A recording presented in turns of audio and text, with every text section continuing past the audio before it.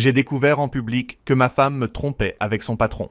Et ce n'était même pas le pire. Le pire, c'est que toute la salle semblait au courant, sauf moi. Et quand j'ai vu la bague, j'ai compris que mon mariage venait de mourir, debout, sous néon, entre une machine à café et un ficus en plastique. Le 14 février, j'avais 42 ans. Une réservation pour Paris, dans la poche intérieure de mon manteau. Et le genre de naïveté qu'on ne s'avoue jamais à soi-même. Surtout quand on paie les factures à l'heure, qu'on a monté une boîte de conseil avec 3 salariés et des insomnies, et qu'on croit encore que la stabilité, c'est de l'amour, avec des prélèvements automatiques. Ce matin-là, j'étais sorti plus tôt de notre maison à Saint-Cloud. J'avais laissé mon fils, Hugo, 16 ans, devant son bol de céréales et sa mauvaise humeur réglementaire.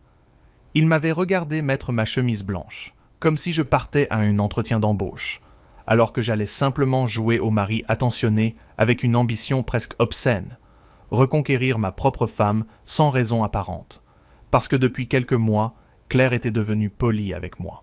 Et dans un couple, la politesse, c'est souvent l'ambulance qui coupe le moteur avant d'annoncer le décès. Je m'étais arrêté chez un fleuriste avenue Victor Hugo, pas la petite boutique sympathique avec 3 tulipes fatiguées, non, un vrai fleuriste, pour gens qui disent « centre de table » au lieu de bouquet. J'avais pris des pivoines hors saison, des roses crème, un emballage si élégant qu'on aurait pu croire que j'achetais mon pardon. Puis, j'avais vérifié mes mails. Billet de train pour Paris confirmé. Dîner réservé dans un restaurant près du Pont-Neuf. Chambre déjà payée. Départ le lendemain. Je voulais faire les choses bien. À défaut d'être spontané, je savais être organisé. C'est très français, très triste parfois. Vers 11h30, j'ai décidé de lui faire la surprise directement à son bureau. Claire travaillait dans une société d'événementiel à La Défense. Rien de très poétique.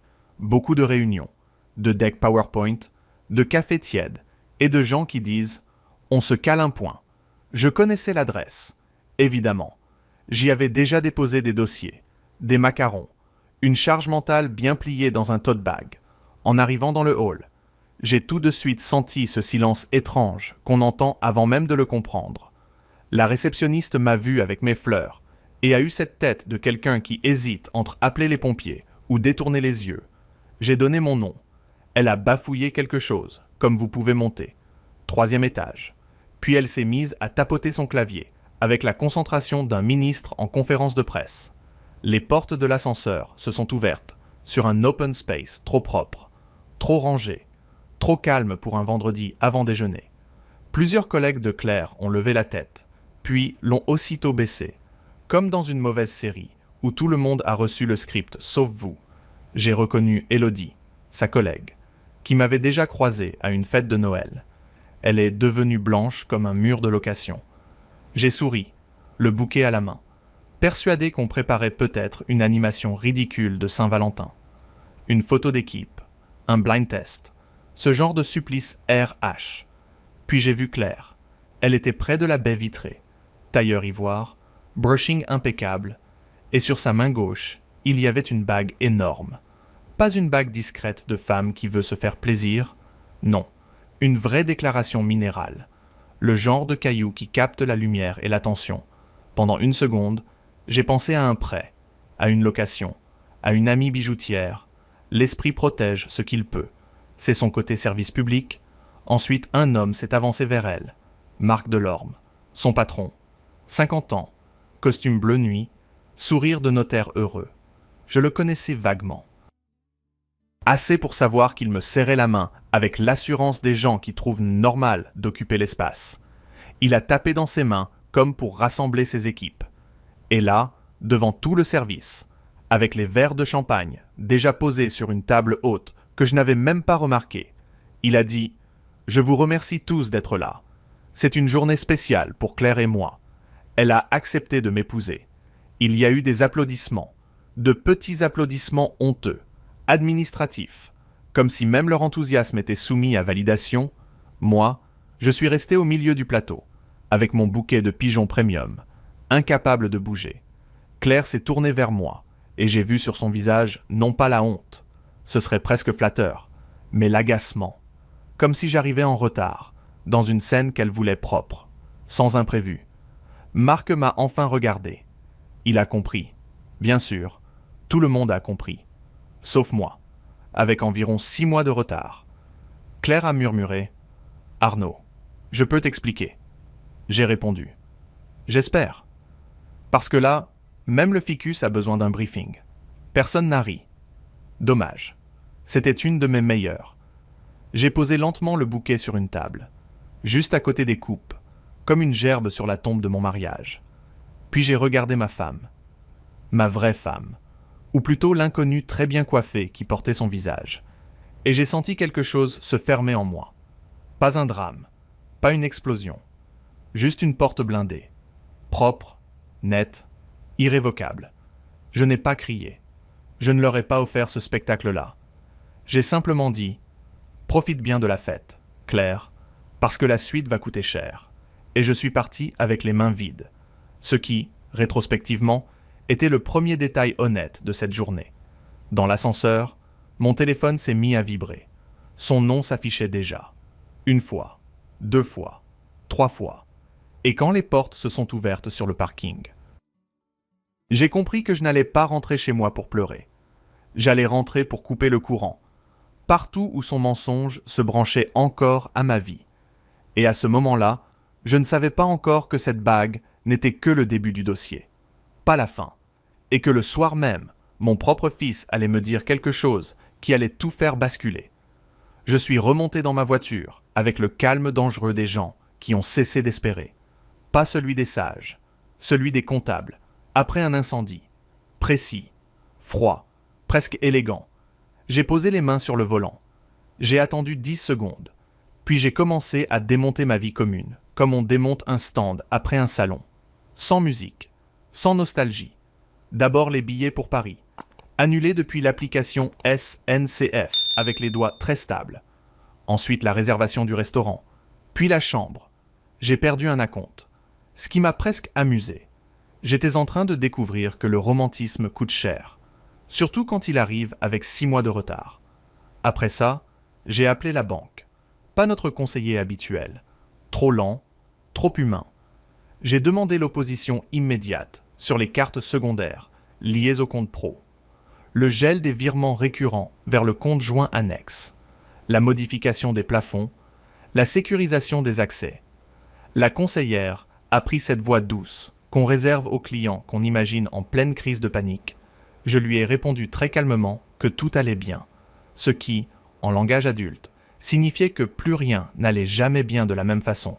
À peine l'appel terminé, Claire a recommencé à m'appeler, encore et encore, puis WhatsApp, puis des vocaux, puis un SMS. « Arnaud, réponds-moi, s'il te plaît. Ce n'est pas ce que tu crois. » J'ai regardé le message 1 seconde. Je me suis dit que c'était fascinant. Les gens trouvent toujours le moyen de mentir encore, alors qu'ils viennent déjà d'être surpris en haute définition. J'ai roulé jusqu'à la maison. Hugo n'était pas encore rentré du lycée. Le salon était silencieux, trop ordonné.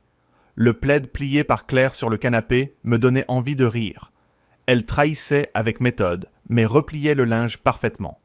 La civilisation repose sur des miracles étranges. J'ai ouvert mon ordinateur, changé les mots de passe de tout ce qui dépendait de moi. Compte, outils pro, accès partagé, abonnement télépéage, stockage cloud. J'ai même retiré son profil du portail de l'alarme. J'avais l'impression de découper une silhouette au scalpel. Chaque clic me rendait un peu d'oxygène. Vers 15 heures, elle a enfin réussi à m'avoir sur ma ligne professionnelle. J'ai décroché. Je voulais entendre la version officielle de la catastrophe. Sa voix tremblait, juste assez pour paraître sincère. « Arnaud, je voulais te le dire. Je cherchais le bon moment. » J'ai répondu. Le bon moment, apparemment, c'était devant 30 collègues et un seau à champagne. Elle a soufflé, puis elle a lâché la phrase que certaines personnes prennent pour de l'honnêteté, alors que c'est juste une cruauté tardive. Je suis amoureuse de Marc depuis 6 mois. Je ne voulais plus te mentir. J'ai regardé la fenêtre du bureau, les toits humides, le jardin où le trampoline n'avait pas servi depuis des semaines, et j'ai compris qu'elle croyait peut-être me faire une faveur, comme si l'amour validait tout, comme si les sentiments étaient un bon de réduction sur la décence. J'ai demandé. Et la bague? C'était aussi depuis 6 mois, ou c'était l'option premium. Elle s'est énervée, m'a reproché mon ton. Ce détail m'a presque redonné foi en l'univers. Elle venait de pulvériser 15 ans de mariage, mais c'était mon ironie qui posait problème. Je lui ai dit qu'à compter de maintenant, elle ne touchait plus à 1 euro sans traçabilité, que Paris était annulé, les cartes bloquées, les accès coupés, et qu'elle pouvait passer récupérer le strict nécessaire plus tard. Pas avant que j'aie parlé à un avocat. Là, elle a cessé de jouer la femme égarée. Elle est devenue celle que je n'avais pas voulu voir. Sèche, comptable, nerveuse. Elle a parlé du compte joint, de ses besoins, de ses affaires, de la maison, comme si on partageait encore un projet. Je l'ai laissé parler, puis j'ai raccroché au milieu d'une phrase. Hugo est rentré vers 17h30. Il a posé son sac dans l'entrée, m'a vu assis à la table de la cuisine avec les dossiers bancaires ouverts et m'a demandé « Qu'est-ce qu'elle a fait ?» Pas bonsoir, pas ça va, juste ça, comme si ma tête venait de lui confirmer un soupçon ancien. J'ai eu un moment d'arrêt, ce genre de seconde où l'on comprend que les enfants savent toujours bien plus qu'on le croit. Je lui ai dit la vérité, sans détails inutiles, sans la salir davantage qu'elle ne l'avait fait elle-même.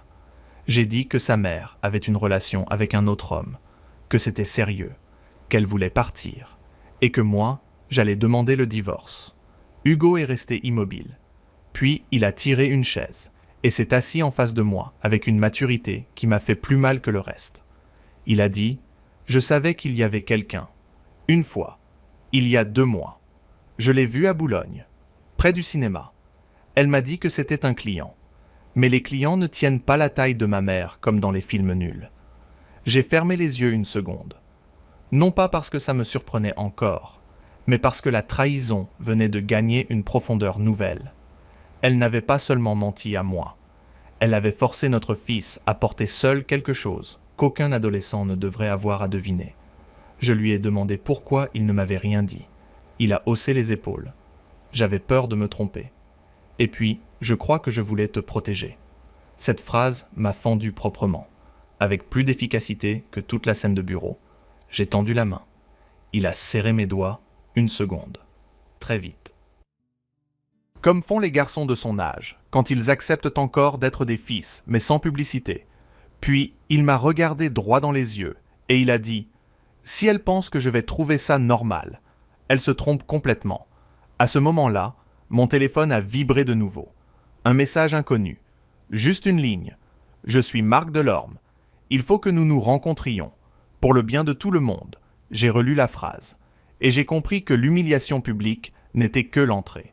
Le plat principal arrivait, avec costume sur mesure et mauvaise conscience parfumée. J'ai laissé le message de Marc afficher quelques secondes sur l'écran, comme on observe une fuite au plafond, avant de comprendre que ce n'est pas une tâche, c'est la structure qui lâche. Hugo a levé les yeux vers moi. J'ai simplement dit « Le fiancé veut discuter ». Il a eu un rire sec, très adolescent, très juste, et il a répondu « Charmant ». La diplomatie selon les adultères. J'aurais voulu lui dire que tout allait être simple, qu'un avocat, 2 signatures et un déménagement suffiraient. Mais je venais déjà d'apprendre que dans les histoires de trahison, il y a toujours une arrière-boutique, des cartons, des doubles clés, des factures mal rangées et des gens qui prononcent le mot apaisement quand ils veulent surtout sauver leur peau. Le soir même, j'ai appelé Maître Lefebvre, un avocat recommandé par un client qui avait perdu beaucoup d'argent dans une séparation et très peu de temps à se faire des illusions. À Paris, les bons avocats de divorce ont souvent l'air d'anciens professeurs de latin, calmes, polis, capables de vous démonter juridiquement sans hausser la voix. Je l'ai eu entre 2 rendez-vous.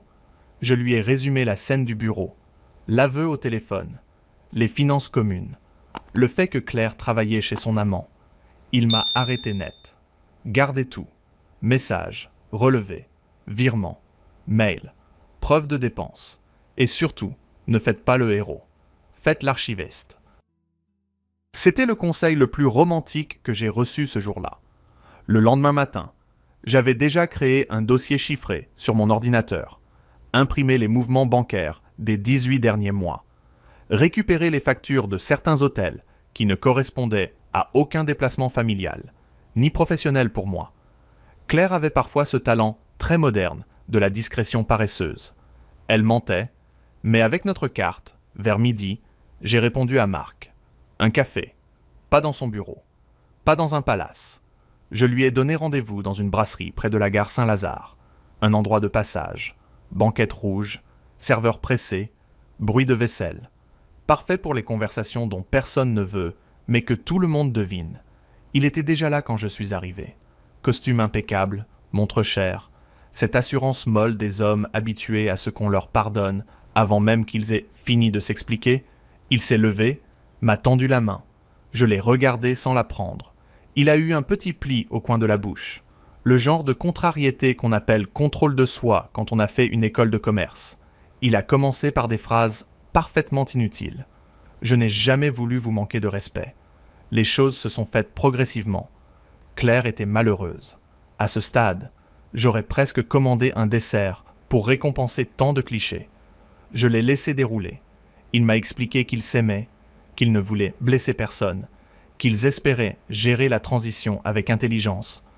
J'ai dit « Annoncez vos fiançailles pendant que j'arrive avec des fleurs ». C'était donc la partie intelligente. Il a eu l'élégance de baisser les yeux 2 secondes. Puis il a glissé vers ce qu'il était venu faire. Il a parlé de séparation digne, de procédures évitablement conflictuelles, de protection de l'image de chacun, et enfin, avec une prudence de pickpocket en col roulé, il a évoqué la possibilité de me montrer plus accommodant sur certains points patrimoniaux. Il n'a pas dit argent tout de suite. Ces gens-là adorent les périphrases. Ils appellent fluidifier ce qui ressemble très fort à acheter le silence. Je me suis penché un peu vers lui et j'ai demandé « Vous êtes en train de me proposer un arrangement ou vous essayez juste de vérifier combien coûte ma dignité ?» Il a rougi. Légèrement. Un miracle biologique. Puis il a nié. Bien sûr, il voulait seulement éviter une guerre. Je lui ai répondu que la guerre, ce n'était pas moi qui l'avais commencé. Moi, j'étais venu avec des billets pour Paris, pas avec une bague de fiançailles, dans un open space. Quand je me suis levé pour partir, il a eu ce geste étrange de me retenir par une phrase. « Faites attention, vous ne savez peut-être pas tout. » Je me suis retourné. Il a hésité, a bu une gorgée d'eau, comme dans un interrogatoire, où il aurait oublié son texte. Puis il a dit « Claire n'a pas toujours été claire avec moi non plus.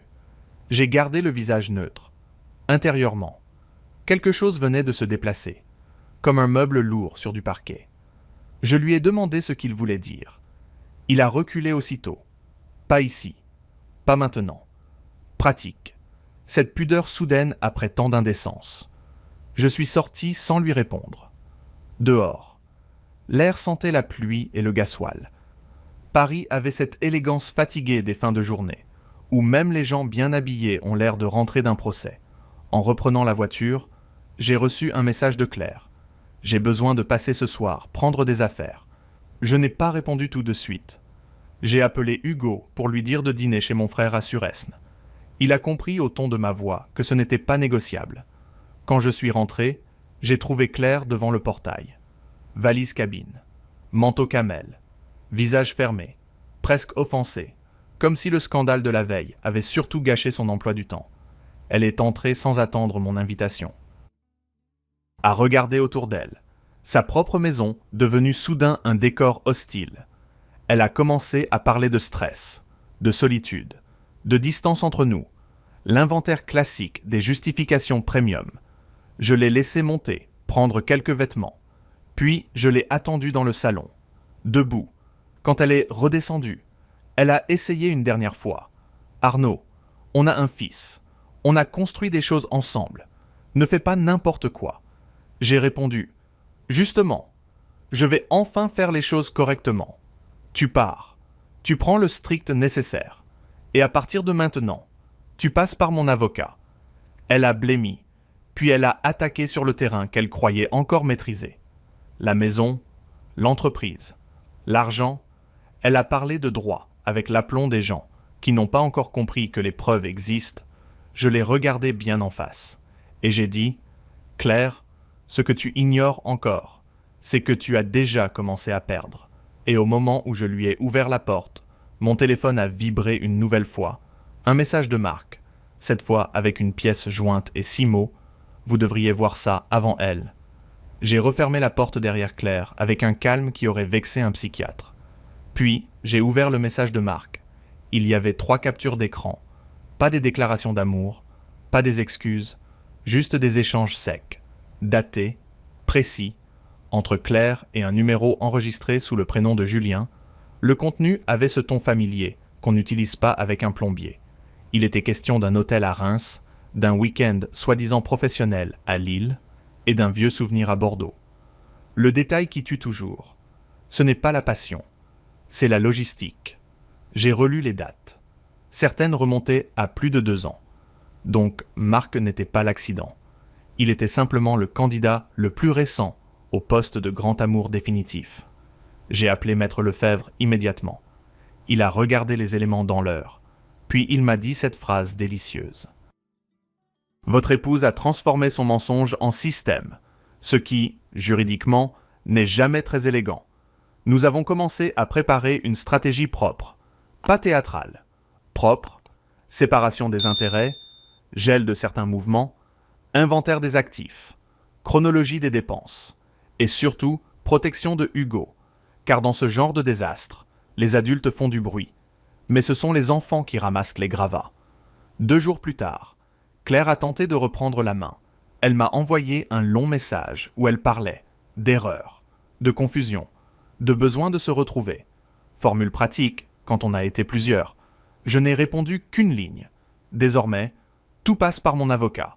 Elle a compris que la porte n'était plus entr'ouverte. Alors, elle a changé de registre. Elle a parlé de la maison, de sa part, de l'entreprise.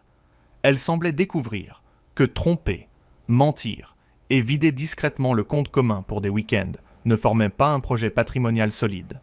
Pendant ce temps, Hugo m'a demandé s'il pouvait voir sa mère une dernière fois pour se faire une idée. J'ai accepté, à contre-cœur. Pas pour elle, pour lui. Ils ont dîné dans un restaurant à Boulogne. Avec Marc, très mauvais casting, on ne présente pas l'amant officiel à son fils comme on sort un nouveau canapé. Hugo est rentré tard, il a posé sa veste, s'est servi un verre d'eau, et il m'a dit « C'est fini pour moi ». Je lui ai demandé ce qu'il s'était passé. Il a haussé les épaules avec cette froideur que je ne lui connaissais pas encore. Elle a menti tout le dîner, lui a parlé comme un DRH en week-end, et Marc a essayé de me faire la morale sur la maturité. J'ai cru que j'allais rire, puis j'ai eu honte pour eux. Après ça, Hugo a demandé à vivre exclusivement avec moi, sans hésitation, sans scène, avec une clarté presque douloureuse. Quelques jours plus tard, Marc m'a recontacté, cette fois sans arrogance. Il voulait me remettre le reste. Nous nous sommes vus 5 minutes, debout, sur un trottoir. Il m'a donné d'autres éléments, des relevés d'hôtel, une copie d'un mail, 2 réservations, et surtout la preuve qu'il avait lui-même découvert qu'elle voyait encore un autre homme, alors qu'elle lui promettait déjà le mariage. J'ai regardé cet homme qui m'avait humilié publiquement, et j'ai compris qu'il venait de rejoindre, tardivement, le club des idiots utiles. Aucune compassion, juste un constat. Claire ne trompait pas par amour. Elle trompait comme d'autres changent de rôle. Selon l'avantage du moment, quand Maître Lefebvre a assemblé tout le dossier, même lui a levé un sourcil, ce qui chez lui équivalait à une standing ovation. Il a rédigé des conditions fermes. Attribution principale de la maison au vu des apports. Sécurisation de l'entreprise. Garde exclusive pour moi avec encadrement des visites. Et limitation stricte des prétentions financières de Claire. Quand elle a reçu le projet, elle a enfin compris que la fête de bureau lui coûtait beaucoup plus cher qu'une robe blanche. Elle a demandé un rendez-vous, puis un autre, puis a parlé d'accords raisonnables. J'ai refusé les discussions émotionnelles.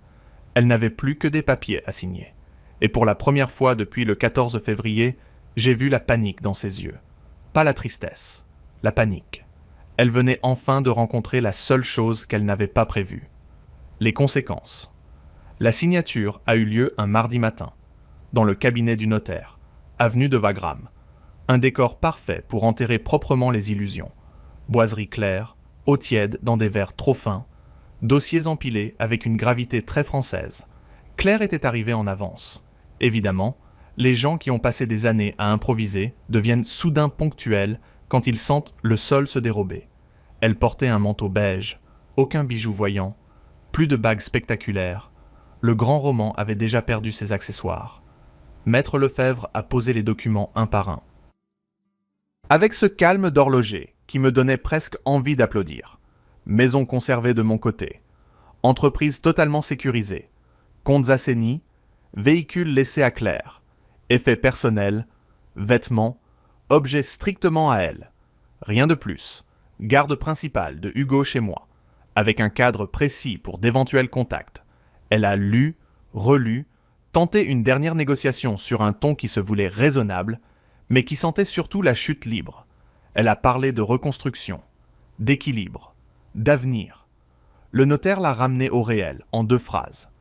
J'ai presque eu de l'affection pour cet homme.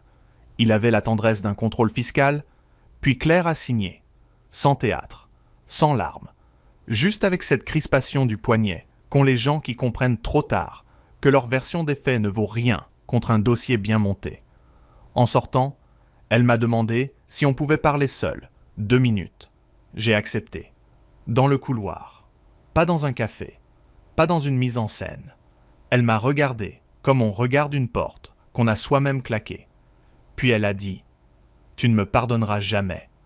J'ai répondu « Ce n'est pas une question de pardon, Claire. C'est une question de lucidité. Ce que j'ai perdu, ce n'est pas toi.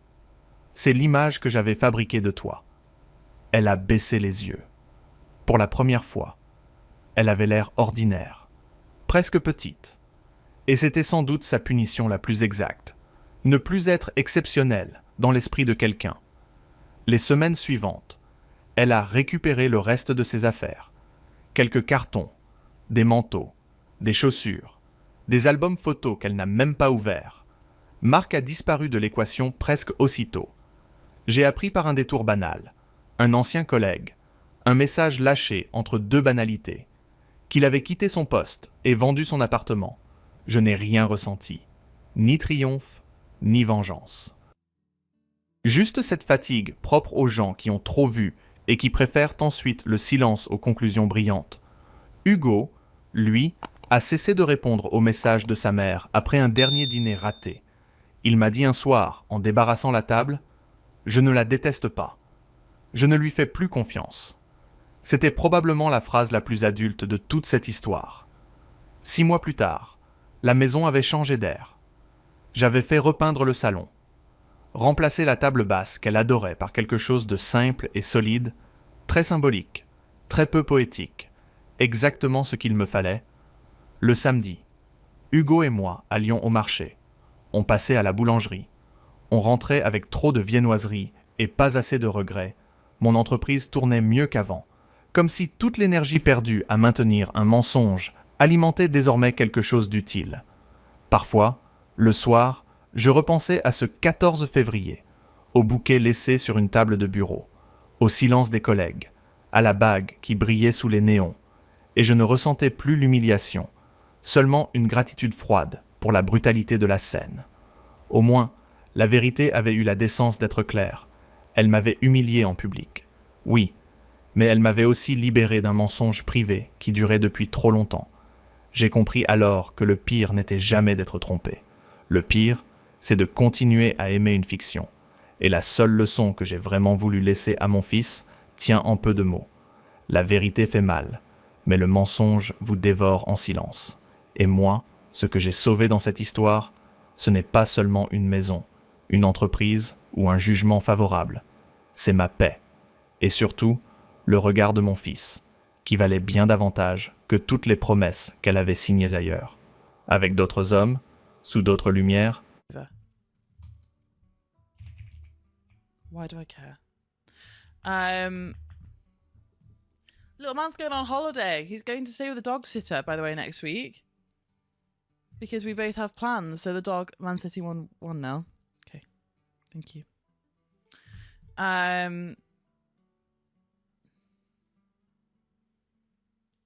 Hi.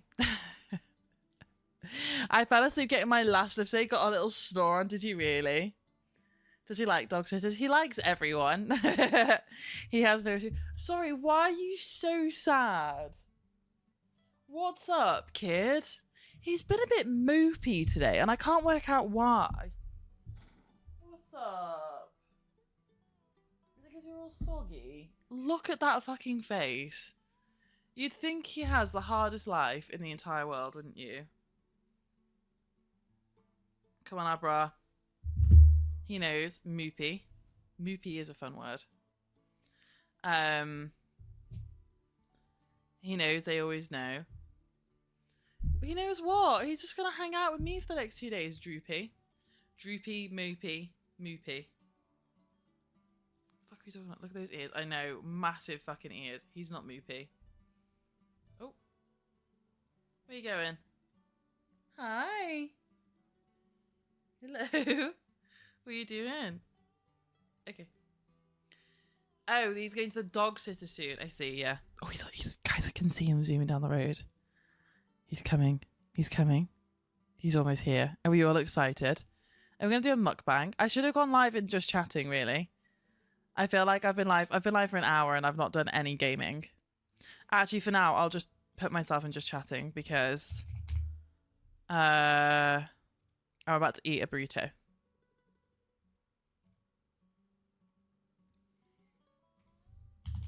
But I'll put that in the title. Karaoke. Oh, thanks, Jordan. I'm literally just changing the title. How do I get paid for sitting on dogs? Right. Une secundo, por favor. I'll be 2 seconds. I'm going to get...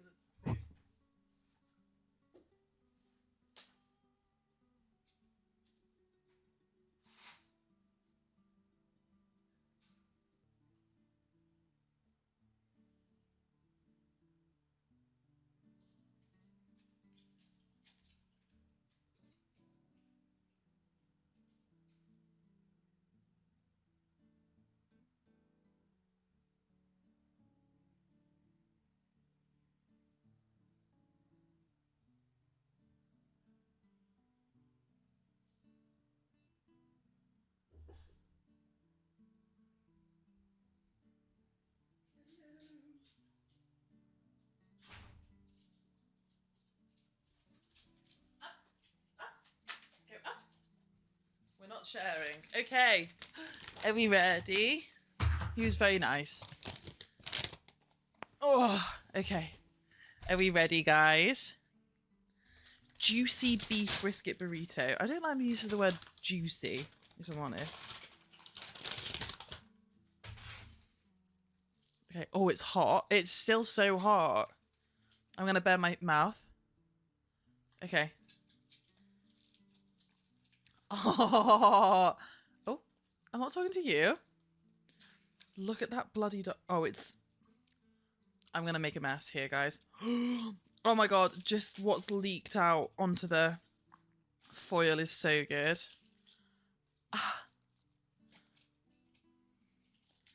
Oh my god.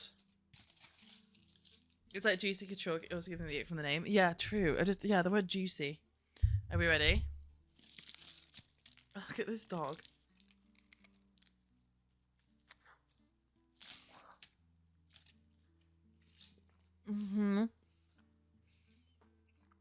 Frodo, behave. Frodo. Mom, Frodo's making cum jokes on stream again. Come a long way from not eating anything on stream, haven't I just? Now I'm just chowing down on a fucking burrito. We had that one person who was like upset about people eating on stream and it put me off for a little while. But... Kit! 1, 2,